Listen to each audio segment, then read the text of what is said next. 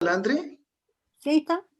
Está André, estupendo. Y la Josie, bacán. Y nos falta el Nico, pero ojalá que se pueda incorporar. Está Marcos, Natalia, que también son parte de la compañía. eh, Vicente, también. Hola, Vicente. Bacán. A ver, espérate, estoy haciendo a María Buco. Tú dices, ahí estamos grabando, parece, mira. Estoy grabando y estoy ahora por empezar a transmitir.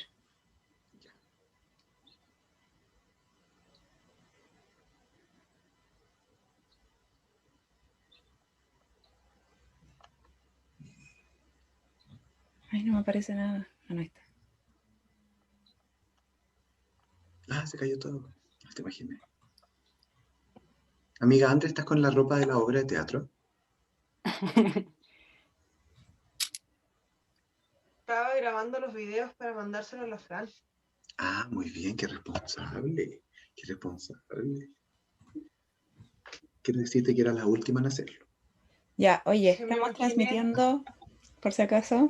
me lo Ya. imaginé. Me costó mucho. ¿Te costó? Sí, harto. Así que Ya, estamos tranquila. Ahí. transmitiendo en vivo, por si acaso. Ya. Te aviso. Súper bacán. Ya.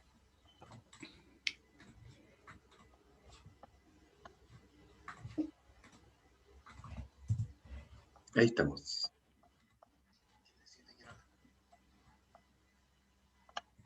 Vamos. Bueno, hola. No. Bienvenidos, bienvenidas, bienvenides a esta última edición dentro de nuestra temporada teatral de Al Margen de la Escena, nuestros conversatorios en donde dialogamos sobre las temáticas de nuestras obras que estamos presentando en esta temporada. Y en este día de hoy vamos a presentar el conversatorio sobre el último montaje que se nos viene en esta temporada, que es Ensayos Curas, que se viene el próximo fin de semana, 10 y 20, no sé qué día, 22, 23 y 24, ¿no? De octubre, Sí, jueves, viernes y sábado. jueves, viernes y sábado. Y para eso tenemos una invitada de lujo, como siempre, tenemos invitadas de muy buena calidad en este conversatorio.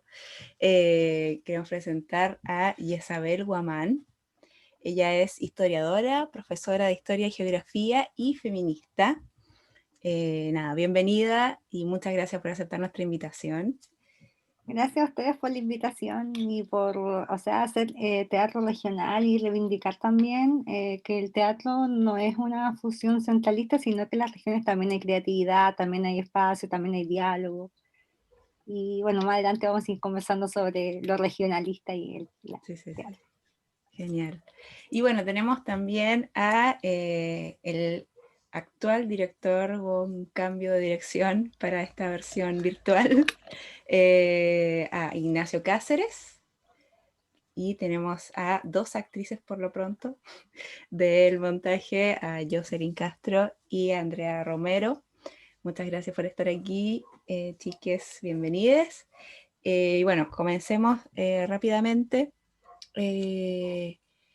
Ignacio, si pudieras decirme una síntesis o de qué se trata este montaje, como para que podamos entrar en tema de una. Sí, sí, por supuesto.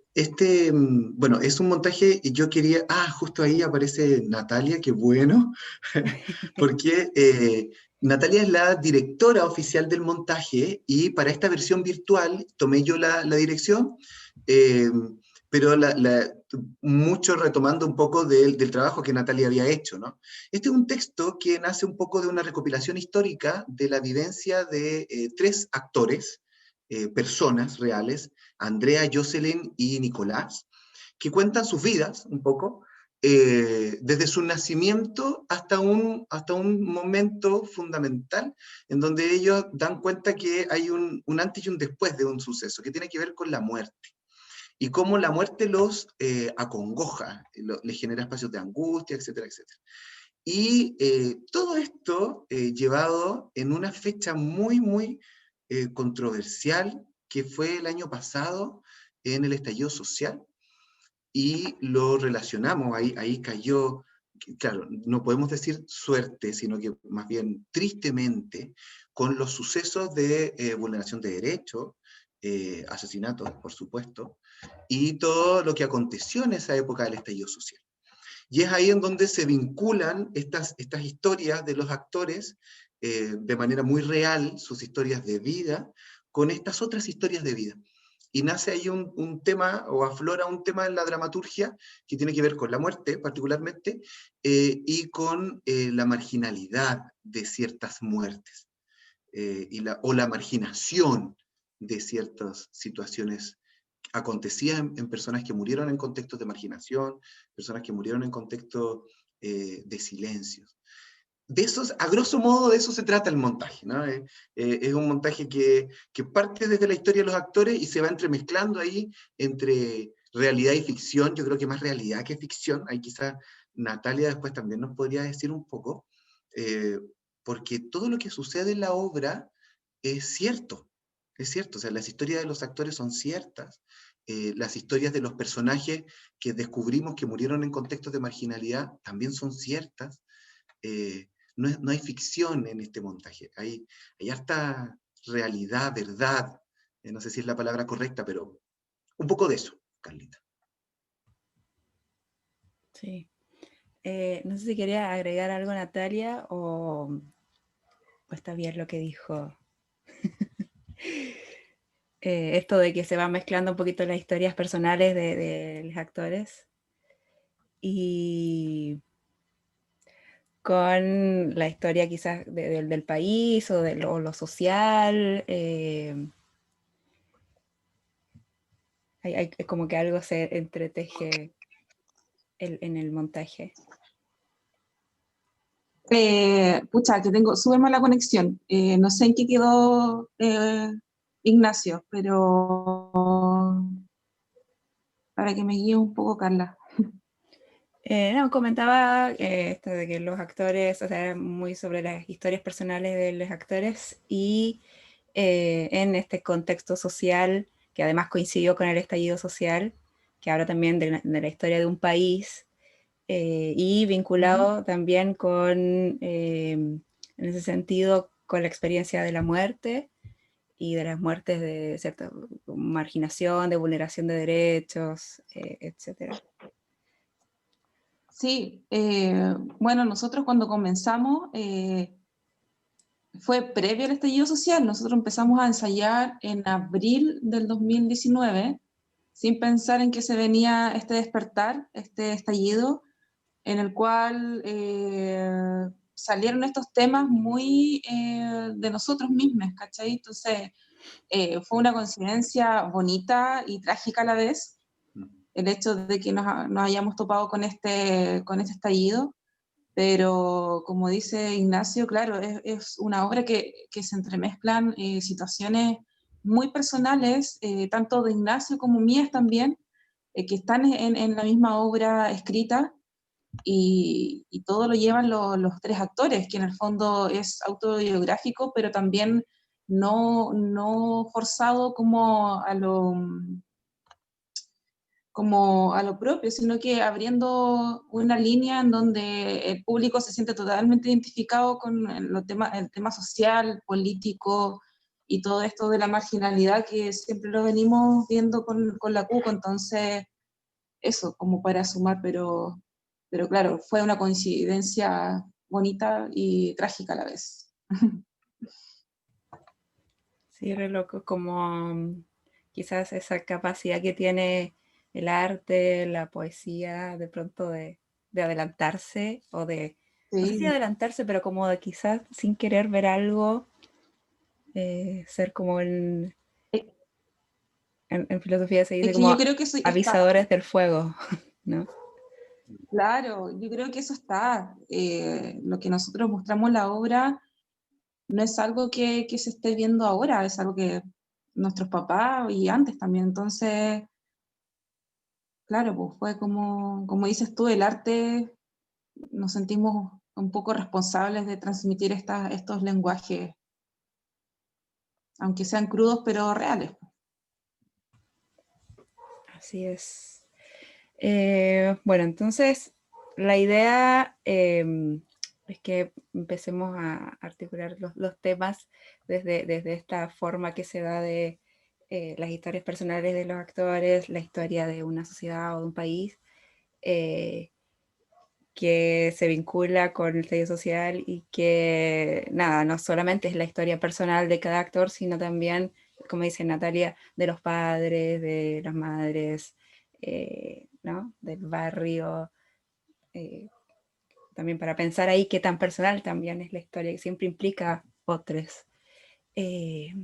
Entonces, bueno, vamos a desentrañar la idea, vamos a desentrañar esta idea de lo histórico, qué es, qué implica. Y por eso, Isabel, te quiero preguntar así como muy básico, pregunta muy básica para comenzar. ¿Me podría decir qué es la historia? Bueno, esta es una pregunta muy básica que, bueno, se hace uno cuando es chiquito, después cuando uno entra a estudiar pedagogía o licenciatura, y es como la pregunta básica de un libro fundamental que yo lo recomiendo mucho, que se llama Introducción a la Historia del Marc Bloch, ¿ya? Que el papá al hijo le pregunta qué es la historia o para qué sirve la historia. Bueno, la historia en sí ha sido la primera disciplina de las humanidades que existe. O sea, la historia viene de la civilización griega, la escribió Heródoto de Halicarnaso.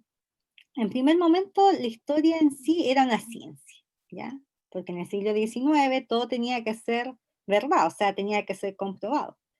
Pero al pasar el siglo XX, sobre todo en Francia, hubo una vuelta al concepto de la historia como ciencia, como verdad absoluta, y se comenzó a conceptualizar como una disciplina, ¿ya?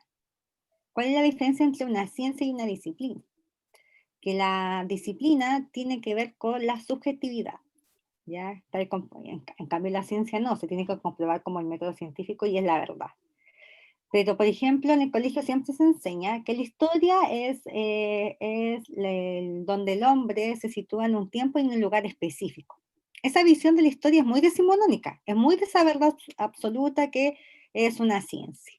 Pero la historia es la disciplina que sirve para entender el presente mirando hacia el pasado. O sea, yo me explico mi presente con lo que ocurrió en el pasado.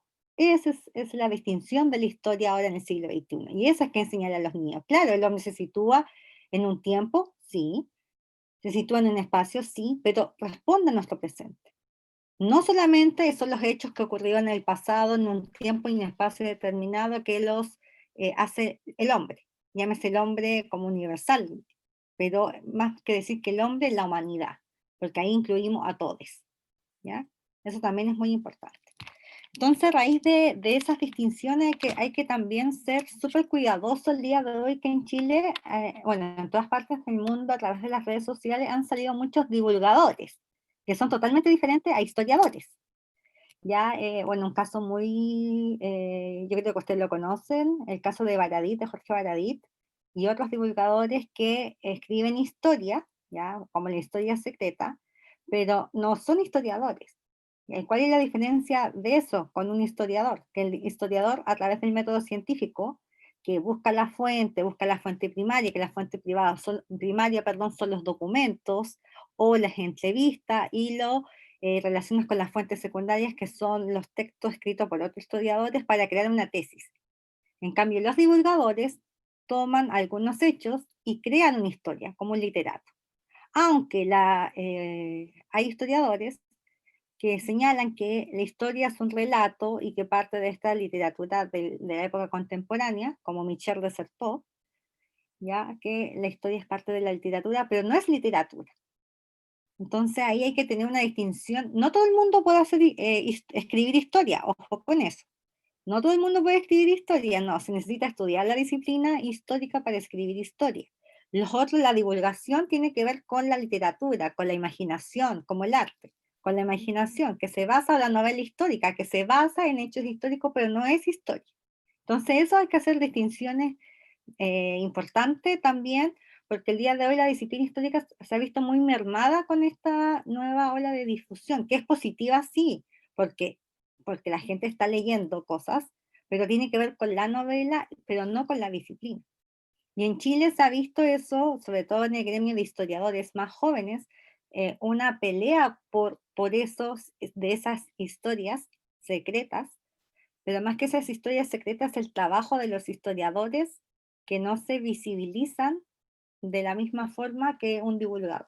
Pero ahí, ¿quién tiene la culpa? Bueno, la disciplina histórica durante los 60 hacia adelante, y sobre todo en Chile y en las universidades, se ha visto muy coaptada por los procesos del neoliberalismo, como cuáles, como las indexaciones. O sea, yo escribo para los académicos, pero yo no escribo para la gente. Entonces ahí está ese como vacío que quedó, y la divulgación entró muy fuertemente. Y claro, la gente no es que no le interese historia, es que la historia que se escribe es muy compleja para una persona que necesita cosas más, lenguaje más sencillo, si se puede decir, no con llenos con, no sé, nota de texto así gigante y el párrafo o las letras muy chiquititas.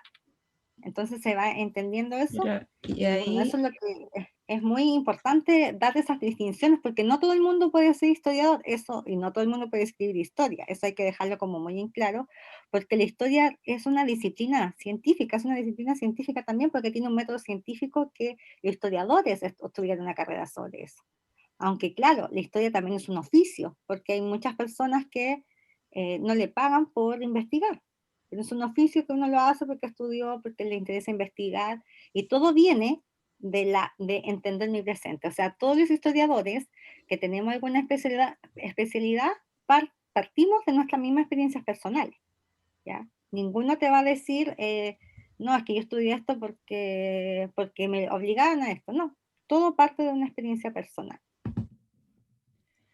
y en ese sentido, bueno, pienso que a lo mejor porque la gente le gusta quizás consumir o leer o acercarse más a estas historias, no sé, esta historia secreta, qué sé yo. Historia freak, historia, todas esas historias así. Será, o sea, pienso en este sentido de, no sé cómo lo ven hoy los historiadores, de que existe una historia universal, y en ese sentido, ¿qué se cuenta en esa historia universal o qué se cuenta en esa gran historia? Sí, De es pronto que muchas cosas quedan fuera o, claro, ¿qué queda exactamente fuera? lo que tú decías. Ujú. O Sí, sea, o hay sea, viene de esa idea. un trabajo ahí de selección, me imagino, eh, y de pronto a veces pienso que quizás son hechos o cosas que se sienten un poco más alejados, o de pronto uno quiere saber esto como más Dato del freak. claro, el dato freak, Sí. el que hubo detrás, el tras bambalinas, el que pasó, el copuchenteo detrás, que de pronto es mucho más atractivo que... O sea, eso, la verdad de las cosas, que tiene mucho que ver con quién escribió historia. Y la historia de Chile, la que conocen ustedes, la que conocen los estudiantes, lo que están en los planes y programas, responde a una historia del Estado, ¿ya? Que deja fuera a los sujetos. ¿Cómo qué sujetos? Las mujeres, los niños, los ancianos, la comunidad LGTBI, la educación sexual, etc. ¿Ya? Todo eso lo ha dejado la historia tradicional, que se llama, que es la historia política, porque a nosotros nos enseñaban en el colegio, y hasta el día de hoy, aunque el día de hoy hay como historia política, cultural, social, un poquito cultural, pero en nuestra época, hace unos 15 años, era historia dura y política, donde habían solamente hombres, donde solamente habían guerras, y eso responde a una política de Estado, de querer creer que la historia se crea a través de la identidad nacional. ¿Ya? Yo me siento chileno porque se participó en la Guerra del Pacífico, porque pasó el proceso de independencia, se celebra el Día de la Bandera, se celebra el 21 de mayo. Todas esas cosas tienen que ver con esta idea del Estado de crear nacionalismo, o sea, de crear patria. Entonces, claro, pero esta historia secreta no es secreta, porque estas historias que salen en estos libros o en estas divulgaciones nacen del trabajo de muchos años que ya se habían escrito sobre esto. Esto no era secreto. Esto no era secreto, esto siempre ha estado. La diferencia es que, claro, estaba en esta cúpula más universitaria o de las personas especialistas, pero no había llegado, como se puede decir, al pueblo, ¿ya? Nadie, no sé, por ejemplo, en el caso de Bueno, yo he leído algunos libros de Baradit y encuentro que es muy entretenido para leer. Yo los he leído y lo encuentro entretenido. Por ejemplo, el caso que hubo una revolución en Rapa Nui, que cosa que fue cierta, ¿ya? También que en el caso de supuestamente el cráneo de Manuel Rodríguez, que lo tenía una niña, ¿ya? O el caso de los hermanos Carrera, y así, o el caso de Ramón Freire, que Ramón Freire fue como el gran precursor de las ideas de independencia, más que O'Higgins, y así muchas cosas, pero eso ya era un trabajo previo que se había hecho.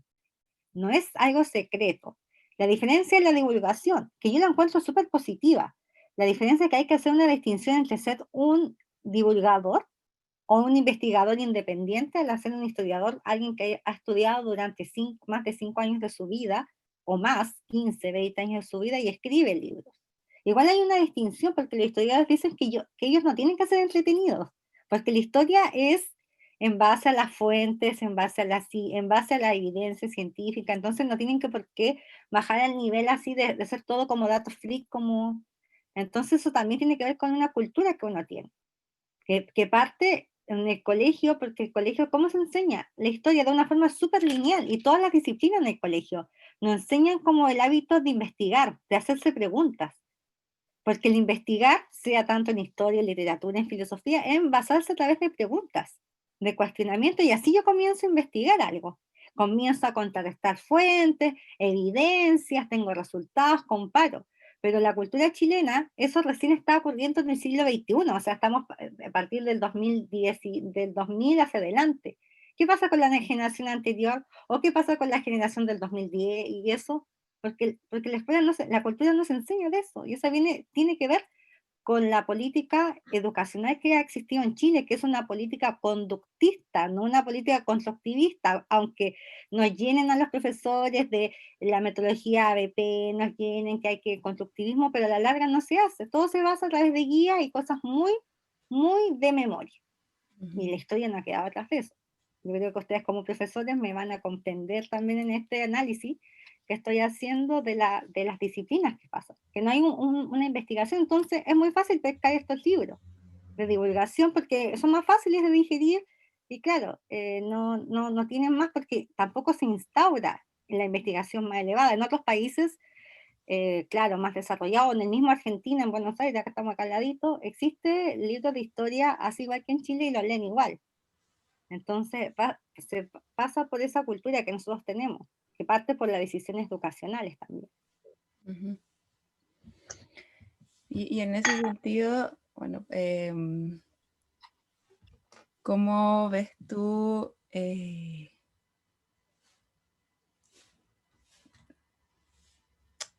digo, si existe esta historia, o sea, siempre se va en el ejercicio, o no sé cómo será, cuando escriben historia, hay una historia oficial, cómo o se atañen a, digo, porque siento como que hay que como que distinguir entre si la historia es algo que sucedió o es algo que se dice que sucedió. Ah, ya, bueno, la historia se basa en proceso histórico, que está basado en Ajá. hechos, ya eso es una evidencia. O sea, todos sabemos que ocurrieron ciertas cosas porque hay evidencias de eso y evidencias materiales, tanto en el documento, personas que escribieron eso o personas que hablaron de eso, y hay un sobreviviente, perdón, más que está diciendo sobre eso.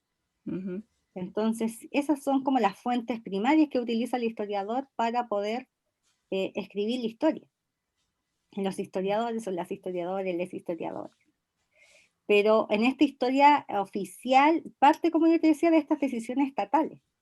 Parte también de cómo se ha ido transformando también la sociedad, cómo ha respondido la historia a los cambios sociales. Por ejemplo, lo que ustedes hablaban recién del estallido social, que ustedes fueron como una especie de visionario en ver esto, pero no es algo que ocurrió, no es algo que a ustedes se le ocurrió un día, sino que fue un proceso de muchas cosas que, como su nombre lo dice, estalló de un día. El estallido social viene de problemas sociales de muchos años que venían sumándose, y claro, ocurrió la hecatombe, así, ocurrió la revuelta social, donde se unieron todos, ya donde hubo una unión de fuerzas de las problemáticas sociales. Entonces, la historia responde a eso. La historia también responde a los sujetos históricos que van cambiando, por ejemplo, las mujeres, el feminismo, el mayo feminista en Chile, pero el feminismo no es un feminismo de ahora, el feminismo ha existido desde el siglo XV, XVI, ya ahora en el siglo XXI, donde hay como nuevas palabras, nuevas conceptualizaciones, donde las mujeres nos reconocemos, y nos reconocemos de todas las clases sociales. Antes no, porque el feminismo igual era un feminismo más burgués, si se puede decir el término, porque el feminismo era de mujeres letradas. No obstante, en el siglo XIX, a través del anarquismo, también hubo mujeres que las fábricas crearon feminismo, ya mujeres obreras. Entonces, hay como, claro, en la primera instancia es como más burgués, pero llegando al siglo XIX, con las revoluciones industriales que existían en Europa, en Inglaterra, después se fue a toda Europa, después a Estados Unidos y así al mundo entero, las mujeres plantearon, por ejemplo, el anarquismo, ya la forma que los hombres, claro, se habla de compañeros, pero ¿dónde están las mujeres ahí? En la lucha de clase, pero las mujeres no existen en esa lucha tampoco. Entonces, pero en el siglo XX, ¿qué se buscaba? El reconocimiento del voto femenino, pero el voto femenino ya se venía pidiendo desde el siglo, después de la Revolución Francesa, ¿ya? El acceso a la universidad, en las décadas de los 60 el acceso a la sexualidad plena, la anticoncepción, y así, y bueno, y llegamos a la cuarta ola del feminismo ahora en el 2020, 2021, que es la cultura de la violación, dejar de normalizar la cultura de la violación. Entonces son todos esos cambios históricos que van repercutiendo en los sujetos históricos. También, por ejemplo, hoy día nos hablamos de por qué los niños no pueden votar, o sea, los adolescentes, perdón, en la niñez y la adolescencia. ¿Y quién comenzó el estallido social en Chile? Los adolescentes. Ya los adolescentes fueron los que saltaron el torniquete, los adolescentes en el marcha pingüino del 2006. Pero ¿por qué no se les puede dar el derecho a voto? ¿Por qué si ellos fueron como los precursores de este cambio? ¿Qué había pasado si los pingüinos no habían saltado el torniquete? Entonces todas esas cosas de los sujetos históricos responden a algo, responden a la realidad, entonces la historia se marca en estos hechos, pero más que hechos, porque la historia no es la sucesión de hechos, sino que a los procesos históricos que marcan una temporalidad. Y como nosotros vivimos en la era occidental, nuestro tiempo es lineal, o sea, nosotros tenemos un inicio y tenemos un fin. En cambio, si seríamos de los pueblos originarios, y eso lo he conversado también con Ignacio en el colegio, que los pueblos originarios tienen un tiempo cíclico, por eso que el 24 de junio es tan importante para ellos. El diálogo con la naturaleza. El occidente no tiene el diálogo con la naturaleza. ¿Con qué tiene el diálogo? Con los sistemas económicos, con los sistemas económicos más individualistas en el siglo XXI. Porque nosotros no escuchamos la naturaleza, escuchamos de hecho, nuestro desarrollo personal. la humanidad inventó el concepto de naturaleza para salirse, para desprenderse de él, para desplazarse y ubicarse en otro lugar no natural, pero también sí, como habla de ese desplazamiento del mundo. Les quería preguntar a las chicas en ese sentido, esto de sentir que hay de pronto una historia o algo que se cuenta, algo que nos dicen en la escuela, hay una historia oficial, esto que decía Isabel, que está muy basada en el Estado, en reafirmar una historia nacional a partir de la guerra o de ciertas victorias o de cosas que de pronto no nos dicen mucho o no O nos... ciertos personajes también, por ejemplo, Claro. los hermanos Carrera, Bernardo O'Higgins, Uh-huh. y los hermanos Carrera, José Miguel, Javiera Carrera es como el anexo. Claro. Eso es muy importante. Javiera Carrera era feminista, si uno lee su escrito, era feminista. Uh-huh. También la guerra del Pacífico, pero nadie habla que en la guerra del Pacífico participaron mujeres, y mujeres que se vistieron de hombres para participar en la guerra, por ejemplo como la sargento Candelaria, que murió pobre, le dieron una medalla pero murió pobre. Tampoco nadie habla, por ejemplo, de la cuestión social de mujeres que estuvieron en una protesta en contra del centenario en 1910. Nadie habla de las mujeres que fueron parte de la del peregrinaje que hicieron las personas desde la escuela, desde Humberston hasta la Escuela Santa María de Iquique. Nadie habla de eso. En la matanza de la Escuela Santa María de Iquique murieron más mujeres que hombres, niños también. Tampoco nadie habla o son como anexos de el movimiento feminista chileno, el MENCH, Movimiento de Emancipación, o qué mujer entró por primera vez a la universidad, que fue Eloísa Díaz, que tuvo que ir con su mamá durante más de 5 años a estudiar medicina, y fue la primera mujer que sacó un título universitario. O Elena Cafarena, o Amanda Labarca, o la mismísima Gabriela Mistral, que nosotros tenemos acá, que es como ícono Gabriela Mistral, pero nadie habla de Gabriela Mistral, y eso también había hablado en otro en vivo, sobre derechos humanos de la Gabriela Mistral con conceptualización de derechos de la educación, de la emancipación de las mujeres. Aparte de Gabriela Mistral, Estela Díaz Barín, también poetisa de la región, que también vivió un proceso histórico muy desgarrador, porque porque no pertenecía a la misma clase social que los poetas de gran renombre. ¿Y para qué decir el caso de Teresa Vilmón, de la élite de Viña del Mar, pasó a ser exiliada de su propia familia? ¿Por qué? Porque quería ser libre. ¿Por qué? Porque no soportó a su marido, ya, porque se quería seguir escribiendo, le quitaron a sus hijas y se suicidó a los 27 años. Entonces, todas esas sujetas históricas pertenecen y responden a una época.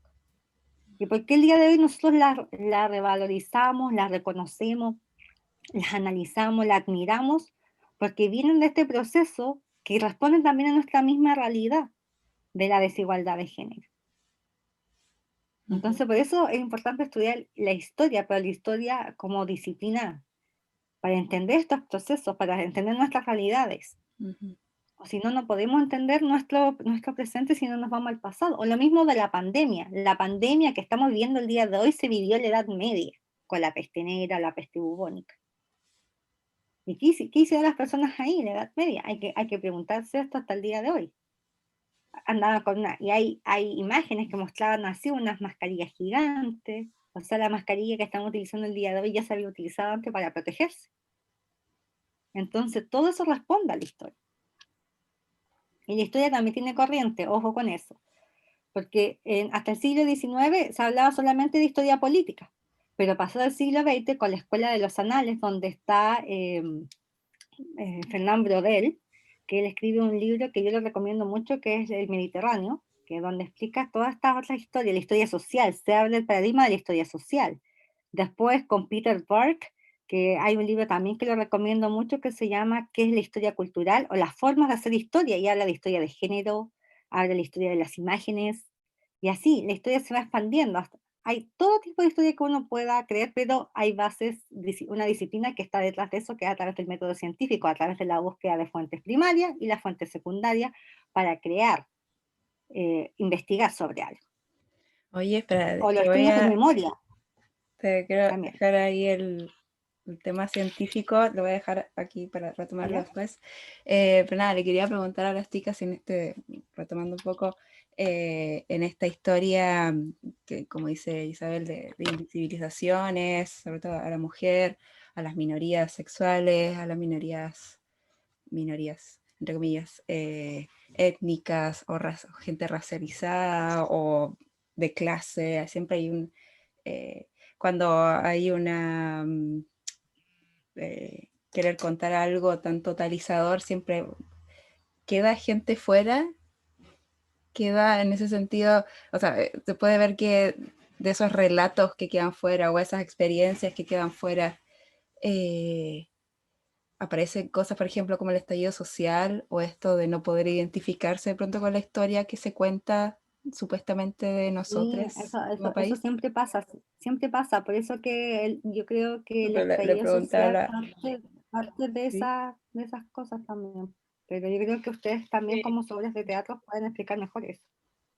sí, O sea, yo, por ejemplo, en lo personal y la reflexión que yo hago en estos momentos es como, más allá de la historia, es la educación también que te entregan en los colegios, porque yo me pregunto, me cuestiono, hoy en día, yo de historia era un ramo que a mí me gustaba mucho. Me escuchaba mucho como participar, conversar, escuchar a la profesora cuando dialogaba, cuando contaba la historia. Pero cuando llegaba el momento de la prueba, para mí era un tema, porque memorizar fechas, memorizar acontecimientos específicos, a mí eso era lo que me causaba el caos, y eso es lo que yo no recordaba hasta el día de hoy, me cuesta mucho. Bueno, yo creo que es algo mío, hay gente que es más buena como para recordar fechas, qué sé yo, otras personas, pero, y me pregunto, ¿por qué no entregan esta otra información también? ¿Cachai? Yo todo esta otra historia o esta otra parte la vine a aprender con el teatro. Cuando con cada montaje, por ejemplo, que he hecho, me invita a investigar, a saber más allá de los sucesos. Para mi egreso de cuando yo salí de la escuela, yo hice un montaje de los Diaguitas. Y ahí yo recién supe toda la historia, que también aquí me sentía viejita, y yo decía, pero ¿por qué? Me sentía que pertenecía. En el colegio nada. También, y así con un montón de historias más, cuando hicimos la remienda también, investigar un poco cómo realmente era la historia, qué pasó a mí tampoco. Entonces, eso es lo que yo me cuestiono, ¿por qué en la escuela no pasan las cosas que realmente sí son esenciales para uno saber bien dónde está parado? ¿Cachai? Eso.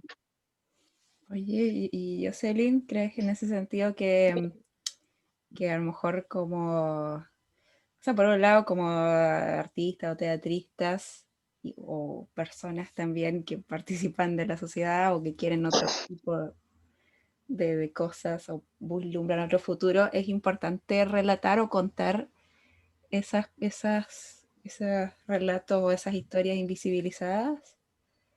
¿Hay una responsabilidad ahí? De todas maneras, de todas maneras. Creo que frente precisamente a este reclamo, entre comillas, que surge de quién escoge, quién elige, quién determina qué es lo prioritario, qué es lo necesario, qué es lo que debemos estudiar, qué sé yo, como lo que decía la Andrea, que me hace acordar un poco a como las interrogantes que también surgen a partir de la religiosidad, de repente quién escoge lo que está en la Biblia, todo eso, todo lo que ya está establecido, hoy día creo que queda mucho más para cuestionarlo, cosa que creo que es fabulosa también, que es genial que lo cuestionemos. Pero precisamente ante esa falencia de reconocer que hay cosas que quizás hubiesen enriquecido mucho más nuestra educación o nuestra formación como individuos, como personas, quizás iban relacionados precisamente en aquellas historias más silenciadas, personajes invisibilizados, y por lo mismo creo que es momento de ir ese tipo de conducta en el que podemos como abrir un poquito más el campo, el espectro, qué sé yo, y el panorama que forma parte también de nuestra historia, porque finalmente todo está como dentro de la historia, nuestra historia, la que comparto con mi vecino, la que comparto con mi familia, la mía propia, qué sé yo. Entonces, sí o sí, yo creo que parte misma de la construcción de esta historia, que es constante, tiene que necesariamente ir sacando un poquito más, creo, aquello que creo o que creemos en este caso es necesario dar a conocer. Así que sí, de todas maneras, de todas maneras. Sí, bueno, puesto esto que dice Jocelyn, Ignacio, ¿sientes que quizás en las instancias del estallido social o incluso la gente que va a ver las obras u otras obras, de pronto hay como reconocerse ahí en algún relato, en alguna forma de decirnos que no sabíamos que quizás era común, que a lo mejor teníamos la misma historia que nuestro vecino y nunca lo habíamos conversado? Y fíjate que lo que comentan un poco Jezabel y también ahí argumentan las chicas que tiene que ver con este espacio como de educación, ¿quiénes son los que eligen esto? Un paréntesis, porque justamente también estaba pensando en eso. Claro, efectivamente tiene que ver, a mi parecer, como con este machismo tan instalado que hemos tenido durante años, ¿no? Así como abuelo de pájaros, como dicen los abuelos. Y en relación al tema de la historia, o sea, de reconocerse, o cómo el público puede ir reconociendo, yo creo que es deber del arte generar espacios de vínculo, de diálogo. Fíjate que el arte por el arte me parece muy paupérrimo, y lo es como con harta responsabilidad. Me parece muy paupérrimo el arte por el arte por lo lindo, ¿no? A mi parecer aquí en este 2020, más aún en un Chile convulsionado como este, o en un país convulsionado como este, creo que es perder eso. Entonces, ¿cómo hacemos que el arte en general, no me refiero solo al teatro, la danza, la literatura, la pintura, la música, genere espacios de diálogo, el que sea? Que genere un espacio de diálogo, que genere un espacio de opinión. No tienen que ser las mismas, pueden ser diferentes, está bueno eso igual. ¿Y cómo lo hacemos? De la forma en que el teatro, bueno, el arte en general, toque historias, toque sucesos, y que la persona que va a ver, que va a presenciar, que hace de espectador, que cumple ese rol, ¿no? Que un día dialogamos y decíamos que es importante el rol del espectador, que cumple ese rol, diga, oh, loco, eso se parece como lo que dio mi abuelo, eso se parece como lo que escuché, al parecer eso me pasó también. Inmediatamente generamos un nexo ahí, hacemos un vínculo, una conexión, tiene sentido, adquiere un sentido, como un aprendizaje para los que somos profes. Un aprendizaje por aprendizaje es lo mismo que el arte por el arte. O sea, yo hoy día aprendí que E es igual a MC y al cuadrado, no tengo idea lo que significa, no tengo idea lo que significa esta cuestión de Einstein, pero lo aprendí, te puedo escribir la fórmula, pero no sé qué significa, porque nunca tuvo sentido para mí. Lo mismo ir a ver una obra de teatro que no tenga sentido. No, linda, uy, qué bonita. Pues se me olvidó. Eso se me olvidó, ¿no? A diferencia de un montaje que te llega tan profundo, porque tiene tanto sentido, porque es tan real, porque es relativamente simple, porque la historia es de verdad, porque la historia de Jocelyn en escena, de Andrea en escena, de Nicolás en escena, son ellos y no son nadie más que ellos, digamos. Y es súper real porque se parece mucho a la de Ignacio, a la de Isabela, a la de Natalia, a la de Carla, etcétera, etcétera, etcétera, ¿cachai? Entonces, qué interesante esto de la historia, cómo hacemos que la historia deje de estar acá arriba y baje a ser esto. Esto es lo que estamos haciendo también en historia, digamos, ¿no? Eso. ¿Puedo decir algo? Sí, dale. Sí, como complementando lo que dicen mis compañeras y Ignacio también, siento que más allá de lo que se enseñaba, yo siento que es la forma en que se enseña. Siento que el arte es una herramienta fundamental para aprender sobre todo historia, porque la historia son relatos de personas reales. Entonces, cuando la Andrea hablaba, me pasaba lo mismo. A mí igual me gustaba mucho la historia, pero a la hora de hacer la prueba me olvidaba de todo porque no podía guardar fechas ni nada, pero sí me interesaba como cosas más humanas, porque esa es la historia, relatos humanos, hechos reales. Entonces, a mí me pasa ahora que yo trabajo en Acciona, que es un programa del Consejo de la Cultura, en donde los niños aprenden asignaturas. Por ejemplo, el año pasado me tocó historia, y aprendieron historia a través del teatro. Y créanme que aprendieron mucho más que estando mirando la pizarra, por ejemplo. Yo creo que ese es como un punto súper importante en donde nosotros como artistas en el teatro que hacemos, y diciendo lo que dice Ignacio, que en el fondo uno va a ver una obra y lo que hacemos nosotros es algo con sentido, porque sí o sí les queda algo al público. Yo creo que sí se fueron con algunas fechas, sí se fueron con un hecho histórico, entonces Yo siento que es la forma más que lo que se está contando. No sé si me explico, pero es como eso. Sí, de todas formas. Entonces, en ese sentido, no sé, le dejo la pregunta abierta a todos. Relatar o relatar en el teatro, qué sé yo, ¿es un acto político? Sí. Sí, de todas formas, sí. Yo Qué creo que buena ustedes pregunta, hacen, sí. ¿puedo decir algo así chiquitito Sí. de lo que ustedes estaban Sí, sí. diciendo? Bueno, lo que decía Sí, Bea sí. y Natalia, es que esa es la forma de Ujú. enseñar. Es la forma de enseñar muy, como es esta lineal. Y la historia tiene muchos Mm, dispositivos, el arte, las imágenes, la sí, po, fotografía, el relato. exacto. Mm, Entonces, el colegio lo plantea de esta forma lineal, que solamente es la guía, la fecha y listo, y se acaba. mm. Pero es, los seres humanos aprendemos con aprendizaje significativo, que es parte de nuestra experiencia. Entonces, Pero ustedes eso, al Jessie, momento de... Sí, perdón que dale. te interrumpa, pero eso me da la impresión de que también tiene que ver con lo que tú dijiste recién. Responde un sistema económico, po. Porque que sea lineal, que la forma de aprendizaje sea lineal, responde a un tiempo. Loco, en un año tienen que estar los estudiantes en tercero medio. No pueden estudiar un año y 4 meses, no, pues, es en un año. Porque si no, perdemos el ingreso, no sé, no sé si me logro explicar un poquito, que al parecer no es porque sí también, responde No a un se ejercicio responde. económico, ¿no? Y, Sí. a una estructura capitalista, digamos, o a una estructura, ¿sí? Sí, también responde eso y también que ustedes como artistas tienen una función social, tienen un rol social de llegar a la población con un mensaje.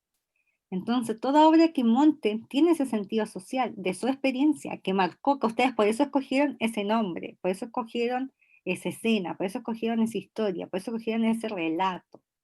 Porque también como toda la historia se marca de procesos, o sea, igual hay que sacarse la idea que son solamente hechos, son procesos, que yo también soy parte de eso. El estallido social, todos somos parte. La enseñanza de la historia, todos somos parte, todos fuimos a la escuela, todos nos enseñaron eso. Pero la diferencia es cómo yo construyo identidad, identidades, cómo yo las construyo. Y el arte es una forma de construir identidades. ¿Desde dónde?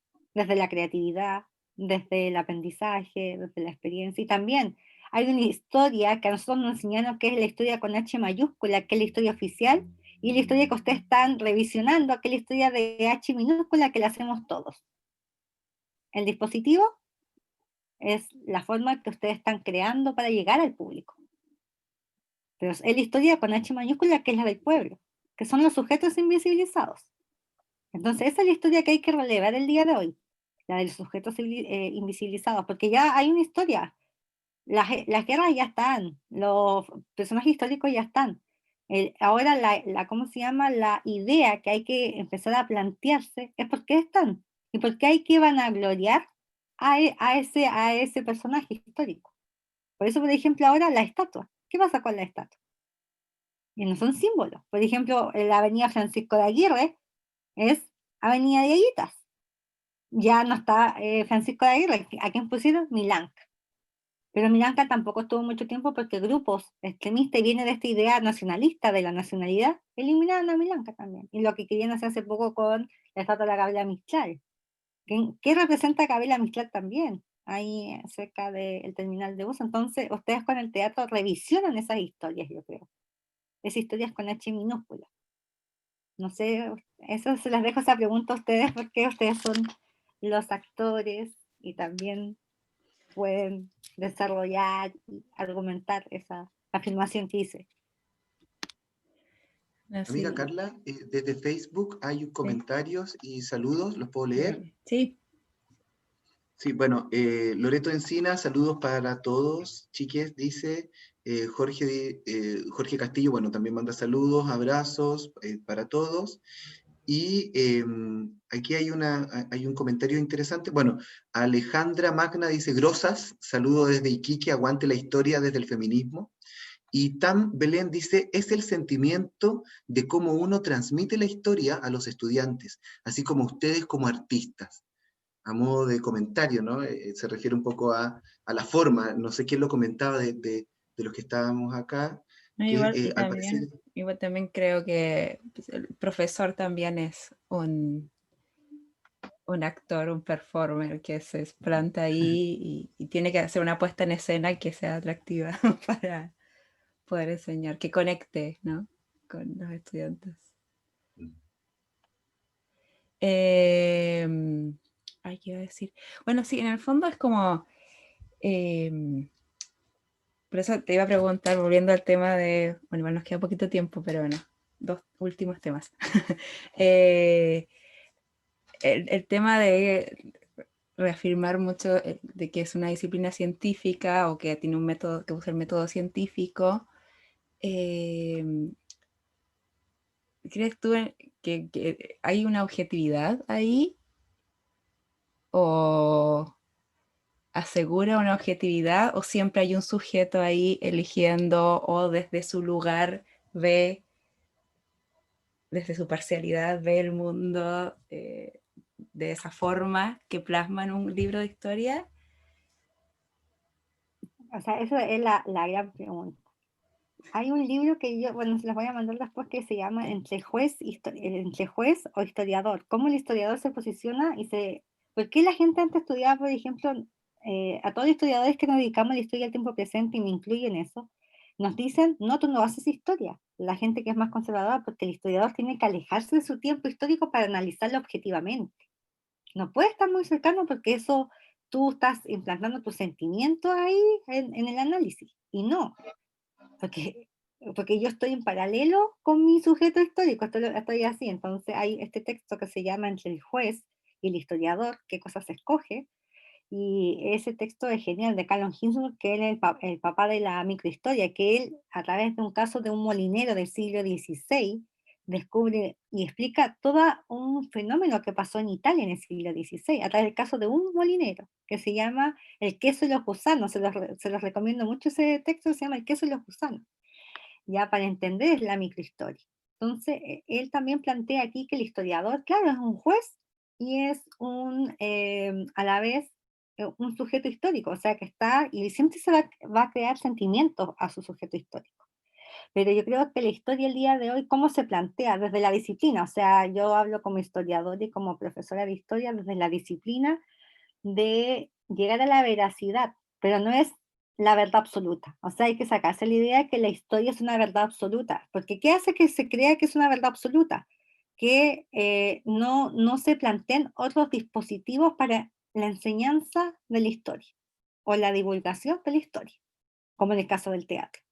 Y algo muy importante, que el teatro también ha marcado la historia. El teatro siempre ha sido resistente a los procesos históricos y ha mostrado la realidad. Por ejemplo, en la Francia de Luis XVI.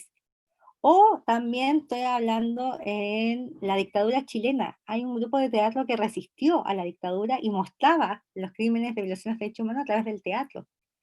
Entonces el teatro es un dispositivo de resistencia y siempre lo ha sido desde su creación. También el uso de las máscaras, ¿por qué se utilizaban las máscaras? ¿Cuál era el sentido de las máscaras? ¿Cuál es el sentido de la transformación? Y no solo como algo estético, o no solamente como algo bonito, o solamente como algo llamativo, sino que representa lo social, algo social, político, económico de un grupo en un momento. Por eso que siempre hay que replantearse los procesos más que los hechos. Yo soy de esa idea, y esa es la idea que los historiadores revisionan, y ustedes también como artistas revisionan. Ustedes buscan temática, buscan su propia experiencia y crean. Eso es lo importante, y se relaciona con su historia, porque como les dije, todos hacemos historia. La diferencia es quienes escriben. Y entre juez y historiador, el fin final es llegar a la objetividad, pero no la objetividad de la verdad absoluta, sino una veracidad a través del método científico, que es el uso de fuentes. Y el teatro también es un insumo de fuentes para los historiadores. Hay tesis de análisis de teatro, entonces, y investigación, etcétera. Entonces, miles de fuentes que se pueden utilizar para entender la historia. Uh-huh.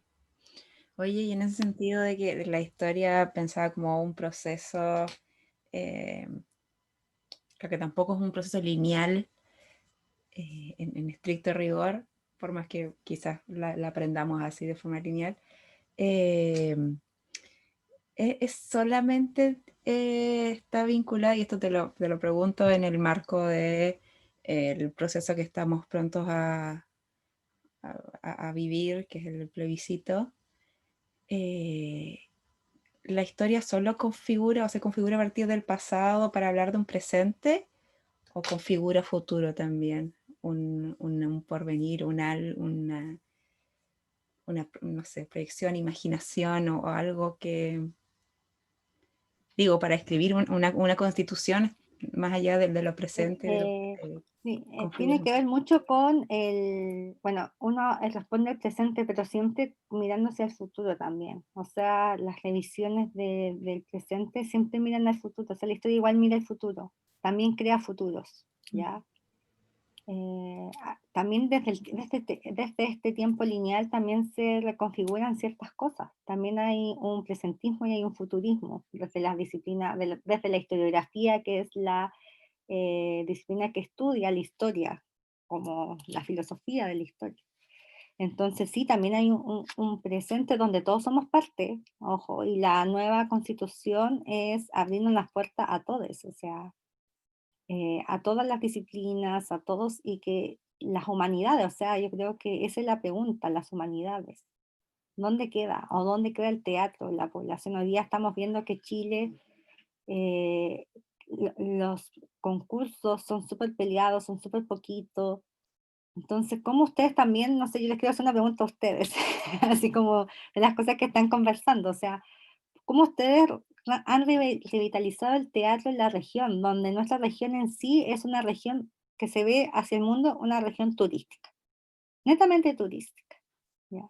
¿Cómo ustedes lo han revisionado a través de la misma historia? Si ustedes como compañía han buscado sobre historia regional y algo que como proceso histórico les haya marcado y hayan dicho, sí, tenemos que seguir avanzando, tenemos que seguir revisionando, porque tenemos que poner en escena que el teatro también se hace desde la región de Coquimbo. Esa es como mi pregunta para todos ustedes que están pronto a estrenar sus obras. Oye, no, pero fíjate, Jessy, que no solo nosotros, yo siento que hay un vínculo re interesante entre los teatristas de la región, donde hay harto, claro, quizá a veces nos vemos entre nosotros, somos muy cerrados o no lo sé, ¿no? Pero el teatro de la región es muy reivindicativo de las historias de la región, debo decirlo. O sea, lo veo en compañeros y compañeras que les gustan mucho las historias de la región. Nosotros tenemos, dentro de nuestras historias, tenemos historias regionales y también tenemos historias universales. Yo siento que, por ejemplo, el caso de este último montaje, que es Ensayo Oscura, por lejos es uno de los montajes más universales que hemos tocado, donde la temática no es una temática particular, sino que es tremendamente universal, muy actual, pero universal, que vuelvo a insistir, tiene que ver con este ejercicio de la pregunta por la muerte, ¿no? O sea, ¿qué más universal, democrático y vivencial que la muerte, digamos, en síntesis? Pero, como respondiendo a tu pregunta, me da como esa impresión, siento que el teatro de la región, hay cosas muy regionales, ¿sí? Nosotros tenemos historias también regionales, pero existe esa experiencia. De hecho, hay dramaturgias hay dramaturgas, y hablo de Claudia Hernández, que ella escribe textos regionales muy, muy bonitos, interesantes. Natalia conoce muy bien también esa experiencia. Entonces, eso existe. No tan popular o difundido, pero existe.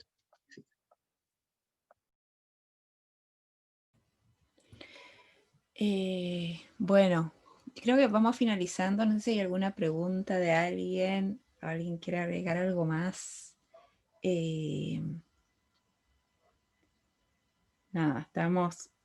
quisimos también hablar esto también antes del 18 de octubre, que se nos viene el domingo, que es una fecha muy importante. Y nada, también con respecto a que se nos viene el plebiscito, esta posibilidad, no sé si sienten lo mismo. Yo de pronto también soy bastante escéptica. No creo que vaya a cambiar todo y vamos a ser felices, pero esta sensación, no sé si la comparten, de tener la posibilidad de reescribir algo o de que algo va a ser distinto. No sé si comparten esa apreciación. Ahí hay algo histórico al fin de cuentas, ¿no, Todo el amiga rato. Carla? Todo el rato, yo también siento que ahí hay algo histórico en lo que va a suceder en este plebiscito. Sí, sí, hay algo, como que sabemos que es algo Cualquier importante. cosa también. Dale. Ah, perdón. No, te digo que frente como al estado de decepción máxima es como abrirse a cualquier otra nueva alternativa va a ser mucho mejor. Peor no creo que... Bueno, no sé, pero sí. Como que estoy súper motivada, como que estoy así, aparte que voy a ser vocal de mesa, entonces estoy esperando el día. Sí, igual Como me que está siento anotado en mi como... agenda. Así. Es súper como reniego un montón no sé, de cualquier tipo de esperanza de pronto, pero sí, me siento como emocionada y como que quiero que llegue ese día y voy a ir y nada. Además acá que va a ser, no sé si va a ir mucha gente, pero bueno, pretendo ir Hay que confiar que sí, temprano. hay que confiar que sí. Oye, amiga Carla, desde redes sociales mandan saludos a Yetzabel, Pablo González te manda un abrazo grande, Yetzabel. Te saludan desde Iquique igual. Tam Belén pone viva el teatro, pone ella. Nicole pone saludos igual. Grande el teatro forever, pone Tam Belén. Y hartos saludos para Yetzabel. Tiene hartos admiradores. ¿Ah? Tiene hartos Es que admiradores. Muy bien. salgo acá, y yo bueno, agradezco mucho la confianza de personas de la región que han hecho muchas iniciativas de divulgación, de poner en puesta los trabajos, también de reivindicar la historia escrita desde las mujeres, porque acá en la región es una escrita bastante de hombres, entonces que llamen a alguien que sea, o sea, sea una mujer, independiente que sea yo o otra persona, también de otro tipo de historia. Por ejemplo, yo soy descendiente quechua y mi especialidad también son los pueblos originarios y me estoy reescribiendo también mi misma historia desde la chilenización que poseo. Entonces, también soy como mi propio sujeto de estudio en una sociedad súper grande y diversa como es la de Chile. Y también, por ejemplo, siempre me interesó la historia de la infancia. En el colegio nadie me podía responder y yo respondía, ¿y dónde están los niños? Y mi profe no me respondía nunca. Entonces, llegué hasta la universidad con esa idea, ¿dónde estaban? Entonces también la adolescencia, también por ejemplo, ustedes como el teatro se hablan de la belleza, de la muerte, cosas como también que tienen que ver mucho con la humanidad, con la filosofía, con el sentir, porque el teatro, desde la visión que yo lo veo como ciudadana, es como el compendio de todas las experiencias, pero desarrolladas por individuos que viven, como ustedes decían, que viven mi experiencia y yo me reflejo. Y cuando las experiencias son tan conocidas, ese aprendizaje va a quedar siempre, siempre va a quedar. Entonces, si por ejemplo ustedes recién hablaban del caso de Aguita, que alguien hizo como una tesis de se siente, o el caso recién de alguien que decía que trabajaba con chiquillos, que aprendieron mucho más de historia haciendo y viendo teatro que la historia así, bueno, la fecha de 1810, 1800 tanto, y la pizarra así. Entonces son cosas que, y también ahora ustedes te están preguntando el estallido social, es algo que nuestra generación les va a marcar porque nosotros somos los hijos de la transición. Nuestros papás votaron por el sí y el no y la alegría ya viene. Bueno, ya sabemos que la alegría no llegó, pero para nuestros papás es algo muy importante. En cambio, a nosotros, por ejemplo, eso no nos llega. El 5 de octubre se cumplieron 32 años de el sí y el no, de 1988. Y ahora vamos a vivir un plebiscito el 25 de octubre, muy importante, y tenemos el estallido social el 18 de octubre. Entonces estamos reivindicando el mes de octubre como la fecha nacional y septiembre está como colindando porque está el 11 de septiembre, que es la memoria dividida de Chile, y está el 18, que es el proceso de independencia. Entonces ahí tenemos la memoria del dolor y del festejo, pero octubre es la fecha de las reivindicaciones. ¿Ya? Donde yo creo que ningún chileno o chileno, chilene, va a decir que no hay reivindicaciones, sea tanto para un sector político como para el otro. ¿Ya? Ahí. Entonces también, usted decía de esta moción del proceso constituyente, porque va a ser marcación para nuestra época. O sea, sin eso no vamos a poder comprender todas estas problemáticas que llegaron hasta el 18 de octubre. No sé si me entienden. Y ustedes como el teatro responden a eso también. Si ustedes fueron visionarios, es porque algo respondía a esa sociedad de ese momento. Y no sé cómo ustedes, eso también le quería hacer una pregunta antes de terminar, ¿qué sentimiento le ha generado montar diferentes obras tanto locales como universales? ¿O cómo ustedes transmiten las emociones a los espectadores que ven su obra de teatro que tienen cabida en esta, llámese, historia regional? Cuando lo escriben, cuando lo leen, cuando ven al público, cuando escuchan un aplauso, ¿qué sentimiento les va generando el personaje, la trama? No sé, yo ya no soy de la región. Ella, oye. Eh, Que responda la Natalia, la Andre, la no, flaca. sí, no, iba a decir que sí, yo creo que principalmente cuando la obra se completa al mostrarla y al sentir el intercambio con el público, cuando te van a agradecer de alguna forma o te quieren dar algún comentario, eh, o de pronto ves que se emocionan, que se ríen, eh, que se quedan pensando, cuando también tenemos, no sé si todavía lo tienen, el cuadernito donde la gente deja sus apreciaciones de la obra. Lo tiene la flaca, pero nunca lo lleva a las obras de teatro. Pero nada, sentir esa respuesta y ese intercambio, sí, ahí uno se da cuenta que algo conecta, que algo funcionó, que eso, no sé si comparten. O sea, el proceso, cuando uno prepara la obra, por más que investiga, qué sé yo, eh, es siempre como a puertas cerradas y cuando uno lo estrena y lo muestra, hay algo que cierra, otra cosa que uno no vio, o el efecto que causa, uno no puede preverlo nunca. Entonces sí, eso es como bastante hermoso y enriquecedor en ese sentido. Yo creo que también igual nosotros en algún aspecto se podría decir que también pasamos a ser una especie de profesor al ponernos adelante de alumnos, en este caso el público, si lo hacemos la paradoja, también están aprendiendo historia desde otro punto de vista, desde el punto de vista del arte. El arte también está contando otras historias.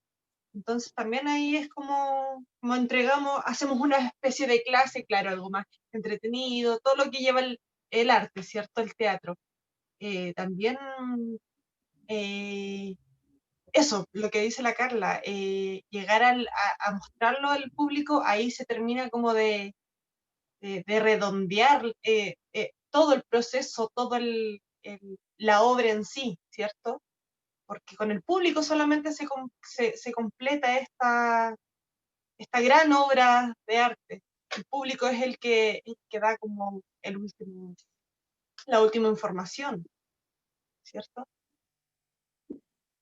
Yo creo que igual juega también el tema de la convicción de lo que uno está haciendo como intérprete, como compañía, como colectivo.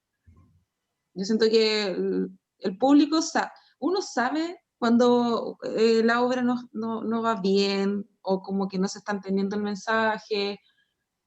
Entonces, yo siento que va por la convicción de lo que yo estoy contando, de lo que vamos a contar y qué es lo que vamos a contar y que se entienda, más que la gente llore o que la gente no, que se entienda. Yo siento que eso es como un deber de los actores y actrices, independiente de la historia que se cuente, pero como que la convicción yo siento que es como fundamental igual, sumando todo lo que dicen mis compañeras. Sí, no, de todas formas. Claro, uno espera como esa reacción del público porque, claro, hubo algo que entendió, hubo algo que le provocó. Claro, si es algo que no le va a pasar nada o que no entiende, mejor no Sí, hacemos pues, nada. como, Sí. Fíjate que no, y Que a lo nosotros hacemos nos para pasó nosotros mucho. mismos, en nuestras casas. ¿Para qué? Claro. Exactamente. No sirve de nada, no sirve de nada que sea un montaje para uno mismo, digamos, o que lo entienda un grupito pequeño. Y este montaje es súper, vuelvo a insistir, quizás lo estoy promocionando, pero bueno, también es la Esa es la idea para que idea. pueda verlo la próxima semana, jueves, viernes y sábado. Este montaje es súper universal. Y de verdad que intenta llegar a todos. Yo recuerdo que para el estreno, hicimos el estreno, luego hubo un pequeño conversatorio, y había una amiga en el público que era extranjera. Entonces, que no lograba entender cierto, a cabalidad toda la situación, porque si bien era extranjera, entonces, pero le llegó a tal magnitud el montaje, porque, como dice Natalia, estaba explicado, era entendible, es emocional, genera ahí un vínculo que me pareció, y a ella le pareció muy interesante este ejercicio, cómo el teatro la conectó, independiente que no tenía nada que ver con su historia política, porque como era de otro país, había otra evidencia ahí, pero le llega igual. Entonces eso es importante, cómo hacer un teatro que no sea para una élite, y que tampoco sea, y tampoco generar o esperar que el público sea tonto. Nosotros en ningún momento menospreciamos al público, no es la idea, para nada. Pero tampoco puede ser un teatro para élite, porque no sacamos nada, digamos, ¿no?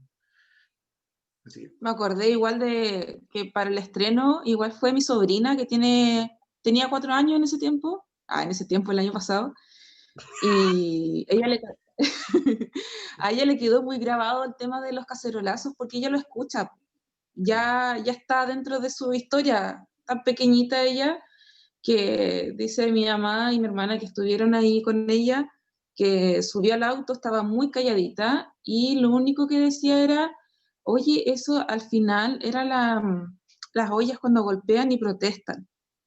Entonces, claro, lo vi una niña de 4 años, la vi una extranjera, es totalmente transversal.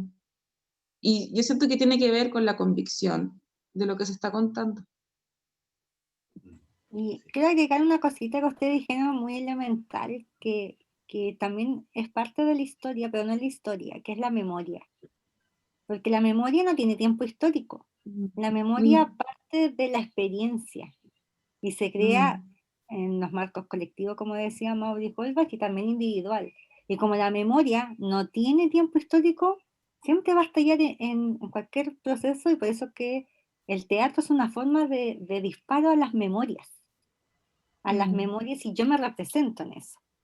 Claro, la memoria en sí, también la historia lo utiliza, pero ¿qué es lo primordial? La historia se encasilla en un tiempo y en un espacio, pero la memoria no. Entonces las memorias circulan, ¿ya? Y por ejemplo, el cacerolazo ocurre en La Serena, ocurre en Arica, ocurre en Santiago, en Argentina. Entonces son memorias que nos identificamos con los sujetos. Entonces, más que relevar en sí la historia, yo creo que es relevar la memoria dentro de los sujetos. Y utilizo la historia para explicar esa memoria. Y la huella, el teatro, la escena, la emoción. Porque la memoria, a diferencia de la historia, tiene emocionalidad. La historia no tiene emocionalidad porque es una construcción social y estatal. Por eso que nosotros nos enseñamos cierta historia, y por eso que a veces no nos importa ciertos hechos, porque, o sea, más bien procesos, porque no tienen que ver con nuestra vida. Por ejemplo, yo creo que a ustedes no les interesa mucho conocer cosas de la élite, porque ya saben todo de la élite, porque ya se enseñó, ¿ya? ¿Qué les interesa? Reconocer la historia, la memoria de esos otros. Y eso es importante, la memoria. No sé si están de acuerdo conmigo en eso. Más que la historia es la memoria. Sí, no, Y la totalmente. memoria, la emocionalidad. Eso de contar la historia de los otros o les otros. Bueno, yo no quiero hacer promoción, pero sí, estamos haciendo un taller de filosofía que empieza este miércoles, que está orientado también a artistas, a performance, o a toda la gente en general, la verdad.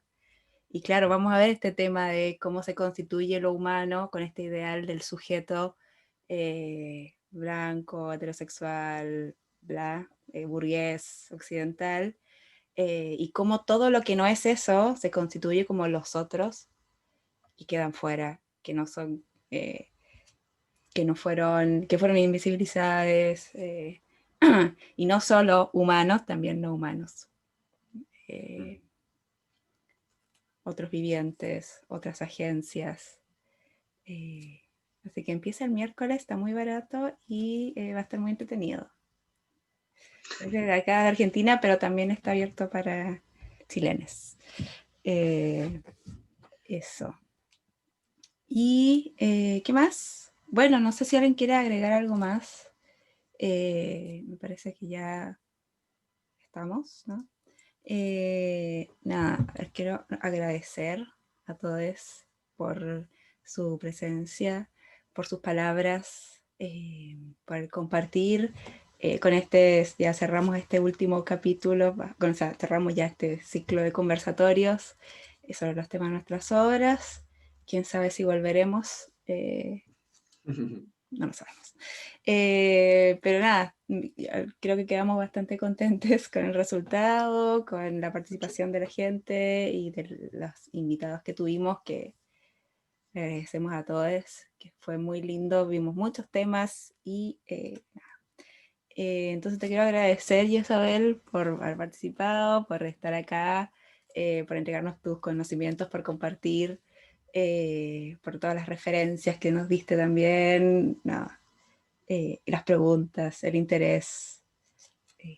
Bueno, yo les quiero agradecer a ustedes también por la invitación, por su trabajo, que creo que es muy, muy importante, las reivindicaciones. Y el teatro para mí tiene que ver con la memoria, que son algo fundamental del ser humano, que reivindica acciones. Y también, como el título se llamaba, la acción política, todo el mundo hacemos política, porque política es tomar decisiones diariamente. Entonces, relato es tomar una decisión de qué yo voy a mostrar, y la historia también. ¿No? Y bueno, en Latinoamérica, o Avia Yala, que es el verdadero nombre de Latinoamérica, Avia Yala, es una tierra de resistencias, es una tierra de reescrituras, de reinvenciones. ¿Ya? Entonces, en esas reinvenciones, como función social, tenemos que planteársela a la población de diferentes dispositivos, pero de darle esa forma de replantearla, de dialogar, de debatir, de construir y de hacer. Eso yo creo. Eso, y muchas gracias a ustedes por la invitación. Sí voy a ver su obra, así que esperen mi mensajito. Y bueno, cuando quieran, necesiten, bienvenida a su invitación y a este tipo de diálogo. Super, gracias. Saquemos una fotito para terminar. Jocelyn se cayó, me escribió ahí, pero tuvo problemas de conexión, pero aquí estamos nosotros, así que sonriendo a la cámara, a la cuenta de 3, 1, 2, 3. Estupendo. Gracias, gracias Jessie Y a ustedes por la invitación. Bueno, y a toda la gente en el Facebook que escribió cosas muy lindas también, espero que nos veamos pronto. Muchas amistades en todo Chile, así que eso es gratificante. Sí, siempre. Aguante la amistad. Y acá dicen que se repita, dice Tan Belén. Oye, podría ser igual más adelante cuando termine la temporada, porque estamos ya cansados y queremos que todo esto se acabe. Metemos a todos los invitados juntos. Claro. En un solo conversatorio de todo, y hablamos de todo. No, me parece que... Loreto dice, gracias por compartir estos espacios, la próxima semana los veo. Un abrazo, chiquillos. Genial. Bien, gracias, Y podríamos Lore, hacer otro porque me parece que salen temas, ahí tenemos que hacerlo bastante acotado en esta oportunidad, pero hay un montón de cosas que podríamos conversar. Sí, estaría bueno. Bueno, ahí lo podríamos coordinar. Bueno, le agradezco a Ignacio, Natalia, Andrea, Jocelyn, por sus palabras, por su participación, por su presencia, por el aguante. Y nada, ¿quieren invitar para la próxima semana? ¿Para la obra? Obvio. Próxima semana vamos a estrenar por formato virtual Ensayo a Oscuras, intento biográfico de recopilación histórica, de la compañía de teatro La María Cuco, o sea, nosotros, y a las 8 de la noche, luego de un pequeño, tenemos la función a las 8 y un pequeño conversatorio en donde vamos a estar conversando con los chiques, que son actores y actrices. Y Andrea también va a invitar, porque va a decir por qué redes puede acceder a nuestras obras de teatro. Bueno, la obra se está transmitiendo por YouTube. Para pedir información tienen que hablar directamente al correo de la María Cuco o hablar por Instagram, hablar por Facebook. Estamos por todas las redes sociales como bien activos, así que tienen que solamente hablar y le respondemos de inmediato. Para enviar el link tienen que hacer el depósito previamente y estaría como el acceso directo para poder ingresar a la obra a las 20 horas. Justamente, eso. Eso. Bueno, con un aporte voluntario desde los 2.000 pesos. Eso, el mismo iba a decir. Eso, lo que puedan. Un aporte voluntario desde los 2.000 pesos, así que ahí ustedes se entusiasman, pueden poner más. En libertad de poner más.